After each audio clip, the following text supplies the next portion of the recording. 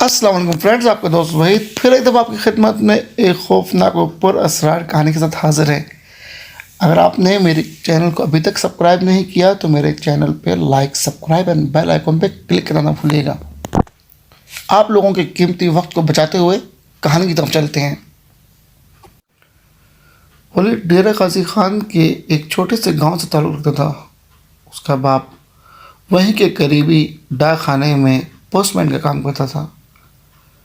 उसने बहुत कोशिश की वलीद ज़्यादा से ज़्यादा पढ़ जाए, लेकिन वलीद हमेशा स्कूल से भाग जाता था और उसका कोई पढ़ाई में ख़ास ध्यान नहीं था। गांव के बदमाश लड़कों के साथ अक्सर उसका घूमना फिरना था। एक दफ़ा वलीद के टीचर घर आए। उन्होंने अपने उसके वालिद को बताया कि वलीद अक्सर ही स्कूल से गायब होता है। जब ये बात उसके वालिद को पता चली तो उसके वालिद ने उसका बाहर जाना बंद कर दिया और तरीके तरीके से वलीद को समझाया, कभी मार के कभी डांट के। इस तरह आहिस्ता आहिस्ता वलीद ने मैट्रिक का इम्तहान पास कर लिया।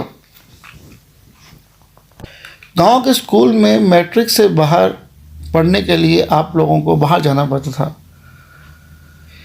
उसका वालिद चाहता था कि वलीद ज़्यादा से ज़्यादा पढ़े, इसलिए उसने एक हॉस्टल में लाहौर के वलीद का नाम रजिस्टर करवाया और वलीद को लाहौर की तरफ रवाना कर दिया। वलीद लाहौर में गया। पढ़ाई के साथ साथ उसको और 3 दोस्त मिले, जिनमें से एक का नाम फैसल था, एक का नाम हसीब था और एक का नाम समीर था। हसीब वलीद खुद तो बहुत बड़ा शैतान था, लेकिन उसको जब वो 3 और मिल गए तो उनकी शैतानियों में इजाफा हो गया। अब वो ज़्यादा टाइम जो है वो बाहर घूमते फिरते, आवारागर्दियाँ करते, कॉलेज में बदमाशियाँ दिखाते। अब यहाँ पे उसको पूछने वाला, रोकने वाला कोई नहीं था। गांव में तो फिर भी वालिद के डर से वो अक्सर चुप हो जाता, लेकिन अब उसकी लगाम पकड़ने वाला कोई नहीं था। एक दिन कॉलेज की कैंटीन में बैठे गपशप लगा रहे थे कि उनमें से एक दोस्त ने कहा कि इस इलाके में एक पुरअसरार हवेली है जिसके बारे में बहुत मशहूर है कि वहाँ पर जन्नात रहते हैं। उस एरिया में कोई नहीं जाता डर के मारे, लेकिन हवेली बहुत बड़ी और शानदार है। वलीद ने कह लगाया और कहा कि पुरअसरार यानी कि जन्नात जैसे कोई चीज़ नहीं होती दुनिया के अंदर। ये सब बकवास बातें हैं, ये सब पुराने ज़माने की बातें हैं। आजकल लोग जन्नात का नाम लेके ढोंग करते हैं और हवेली पे कब्ज़ा कर लेते हैं। जब किसी ने हवेली बिकवानी हो या उसकी हवेली को रोकना हो बिकवाने से, तो ये सब ड्रामेबाजियाँ शुरू हो जाती हैं। देखना उसके अंदर कोई ना कोई ज़रूर गलत काम होता होगा, या फिर उसके अंदर कोई ऐसा राज छुपा है जो कोई नहीं जानता, जो सिर्फ कुछ लोग जानते हैं। बहरहाल इस चीज़ पे काफ़ी देर बहस होने के बाद वलीद ने इरादा किया अपने 3 दोस्तों के साथ कि हम वहाँ पर जाएंगे और हवेली के रास फाश करेंगे, ताकि सब लोगों को पता चले कि जिन्नात जैसी कोई चीज़ नहीं होती। और इस तरह पूरे कॉलेज में हमारा नाम भी हो जाएगा, लड़कियों में हम मशहूर भी हो जाएंगे कि हम डरते नहीं। और इस तरह से पूरे लाहौर में, अखबारों में, हर जगह पे हमारा नाम आएगा, हमारी बहादुरी के किस्से आएंगे। अब सब लड़के बहुत एक्साइटेड थे। संडे की छुट्टी थी। इन लोगों ने प्रोग्राम बना लिया कि हफ्ते की रात को हम लोग सब उधर चले जाएंगे, एक रात और एक दिन पूरा रुकेंगे। फैसल इनमें से थोड़ा डरपोक था। फैसल ने कहा नहीं, हम संडे की सुबह चलेंगे, रात रुकेंगे और मंडे को आएंगे। बहरहाल तय पा गया। संडे की सुबह 5 बजे नमाज के बाद इन्होंने नाश्ता किया और ये उस हवेली में चले गए। पूरा दिन घूमते रहे हवेली में, सारे दरवाज़े खोल के देखे, हर चीज़ देखी। और उसके बाद 2 चादरें लाए थे और कुछ तकिए लेकर आए थे। सहन की सफाई की और वहाँ लगा के बैठ गए। शाम ढलती गई, शाम का खाना वहीं पे खाया गया, यहाँ तक कि रात आ गई। रात के 12 बजे वो लोग सब सो गए। जब सुबह उठे तो ऐसा कुछ भी नहीं था। वो लोग सब एक दूसरे को देख के हैरान हुए कि हमारे साथ तो कुछ हुआ नहीं। और उसके बाद अपना बोरिया बस्ता बांधा और कॉलेज की तरफ चले गए। पूरा हफ्ता ऐसी बात चलती रही कि हम लोग वहाँ पे पूरा दिन रुके, पूरी रात रुके। और उन्होंने काफ़ी कॉलेज फ्रेंड्स को बताया कि वहाँ पे ऐसा कुछ भी नहीं है, लेकिन कोई मान नहीं रहा था। अब इन लोगों ने उन सबको बताया कि अगले हफ्ते 3 दिन की छुट्टियाँ आ रही हैं सर्दियों की, और हम लोग वो 3 से 4 दिन वहाँ पर रुकेंगे, और तुम सब हमको छोड़ने जाना ताकि तुम हमारे सब सबूत शाहिद रहो कि हम लोग उधर गए थे। इसी तरह होता है अगले हफ्ते 3 दिन की जब छुट्टियाँ आती हैं तो वो तीनों दोस्त दोबारा से अपने कुछ सारा दोस्तों के साथ वहाँ जाते हैं। वो सब कॉलेज के लड़के लड़कियाँ उनको उस हवेली की गेट से अंदर जाते हुए देखते हैं, और उसके बाद वो लोग वहाँ से चले जाते हैं। फिर उसी दिन की तरह होता है, पूरा दिन गुजरता है, खाना खाते हैं और रात को सो जाते हैं। आज वलीद ने ये इरादा बनाया कि हम सोएंगे नहीं। वो काफ़ी देर तक दोस्तों को बोलता रहा कि हम लोग इस हवेली का राज मालूम करने आए हैं, अगर हम सो जाएंगे तो पता किस तरह चलेगा। सुना है अक्सर जन्नात रात को निकलते हैं और अपनी हरकतें मस्तियाँ रात को करते हैं, तो अगर हम रात को सो जाएंगे तो हमें उनको पता किस तरह चलेगा कि वो करते क्या है आखिर यहाँ पर, और इस हवेली का राज क्या है आखिर। बहरहाल सब लड़के बोलते रहे कि हाँ हाँ हम जाग रहे हैं, हम जागेंगे। इस तरह बात करते करते आहिस्ता आहिस्ता हर बंदा एक एक करके सोता गया। वलीद की आँख लग रही थी, रात के 2 बज रहे थे। अब वलीद को नींद के झटके लगने शुरू हुए और अचानक वलीद की आँख लग गई। थोड़ी देर बाद उसकी आँख खुली और वो देखता है कि सामने वाले कमरे में एक बहुत ही खूबसूरत लड़की खड़ी है। उसके सुनहरी बाल उसके घुटनों तक आ रहे हैं, उसकी मोटी मोटी आँखें, उसका गोरा रंग बिल्कुल चाँद की तरह चमक रहा है। अभी वलीद उसको देख ही रहा था कि अचानक उसकी आंखें वलीद की आंखों से मिली और वो मुस्कुराई। उसने वलीद को अपने पीछे आने का इशारा किया। वलीद एक अच्छे शागिर्द की तरह उसकी आंखों में आंखें डाले उसके पीछे चलता चला गया। उसके बाद जब वो उस कमरे में गया जहाँ पे थोड़ी ही देर पहले धूल मिट्टी और कचरा था, अब वो कमरा चकाचक चमक रहा था। लाइटें कमरे के अंदर चारों तरफ थी। एक बहुत ही खूबसूरत बेड लगा हुआ था। उस लड़की ने वलीद को उस बेड पे जाने का इशारा किया। वलीद उसकी बातें सुनता हुआ बेड पे चला गया। वो उसके पास आके बैठ गई। कहते तुम क्या चाहते हो, तुम पहले भी आए थे यहाँ पे और बार बार ये बात कर रहे थे कि हम इस हवेली का राज जानना चाहते हैं। देखो इस हवेली में तुम्हें कुछ नहीं मिलेगा। तुम स्टूडेंट्स हो, तालिब इल्म हो, मैं जानती हूँ कि तुम साथ वाले कॉलेज से आए हो। तुम लोग वहाँ चले जाओ, उसके बाद दोबारा मत आना। ये हवेली जिन्नात से घिरी हुई है। वलीद ने कहा कि ये बात तुम किस तरह कर सकती हो। उसने कहा कि मैं खुद एक जिन्नाती हूँ, मैं नहीं चाहती कि मेरे ख़ानदान तुम्हें नुकसान पहुँचाए, इसलिए शराफत से अपने घरों की तरफ लौट चलो। वलीद ने कहा कि मैं इस हवेली के राज मालूम किए बगैर नहीं जाना चाहता, क्या तुम मुझे इस हवेली के राज बताओगी। वलीद के इसरार करने पर उस लड़की ने बताया कि ये बहुत खूबसूरत और बहुत प्यारी हवेली थी। यहाँ पे कासिम अली साहब रहते थे। वो यहाँ के चौधरी साहब थे। उनके बेटे से मुझे प्यार हो गया था। बचपन से मैं उस बेटे के साथ खेलती थी। उनके शहर में एक बरगद का दरख्त लगा हुआ था, उसके अंदर मेरा पूरा ख़ानदान रहता था। हम वहीं रहते थे। बचपन से मैं उसके साथ इंसानी शक्ल में खेलती थी और आहिस्ता आहिस्ता हम लोग जवान हो गए। मुझे उससे बेइंतहा इश्क हो गया था। अचानक मैं उसको उसकी छत पे मिल जाती और वो हैरान रह जाता। और उसके इसरार करने पे मैंने उसको बताया कि मैं एक जिन ज़ाती हूँ लेकिन मैं तुमसे बहुत प्यार करती हूँ। वो लड़का भी मुझसे बहुत प्यार करता था। लेकिन जब उसने अपनी फैमिली को मेरे बारे में बताया और चौधरी साहब को मेरे बारे में बताया तो वो बहुत ही हैरान हुए और उन्होंने कहा कि एक जिन ज़ाती से हम रिश्ता किस तरह कर सकते हैं। ये सुन के वो आग बगोला हो गए। उन लोगों ने वो बरगद का दरख्त भी कटवा दिया जहाँ पे मेरा पूरा ख़ानदान रहता था। मेरा ख़ानदान बदला लेना चाहता था, लेकिन मैंने हमेशा कहा उनको कि मैं उसे प्यार करती हूँ, कोई बदला नहीं लेगा। मैं उनको रोकती रही, उनके रास्ते की रुकावट बनती रही हमेशा। फिर मेरे डर से उन्होंने अपने बेटे की शादी करवा दी नफीसा नाम की लड़की से।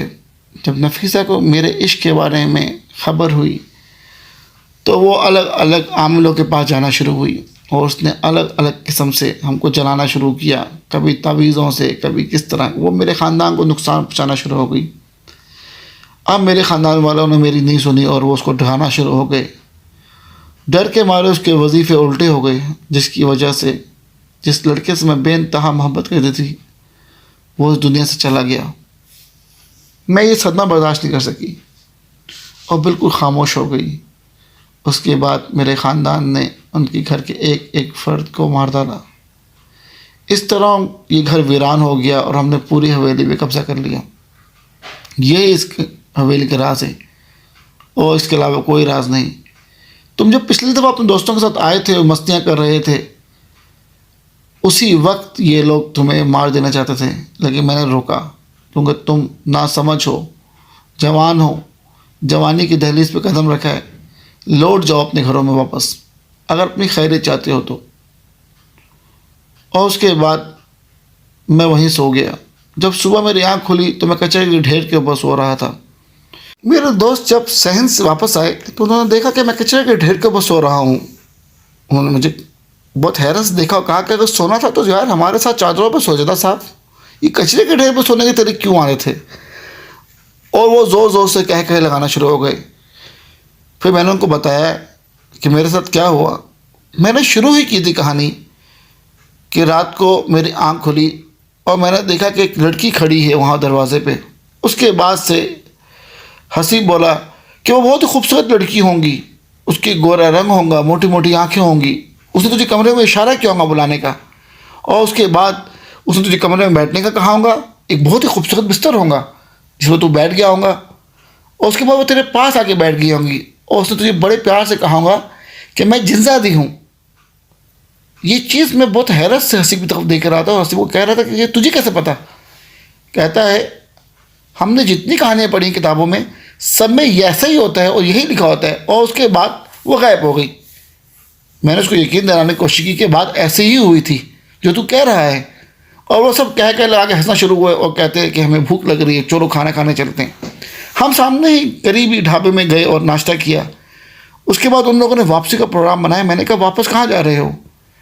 मैं तुम्हें बता रहा हूँ कि हकीकत है जो मेरे साथ हुआ है, वापस जाने का कोई फ़ायदा नहीं, अब वो हमें नुकसान पहुँचाएंगे। उसने मुझे लास्ट वार्निंग दी है कि अगर तुम दोबारा आए तो इस दफ़ा मैं तुम्हारी जिम्मेदारी नहीं उठाऊँगी। उन लोगों ने कहा कि एक तो तू डर गया है, अगर डर गया है तो अपने घर वापस चला जा, वैसे भी 2 दिन की छुट्टियां बाकी हैं, अपने माँ बाप से मिलकर आ जा, हम तो हवेली में जाएंगे और उसका राज मालूम करेंगे। मैंने कहा राज मालूम करना है तो तुम उठते किधर हो?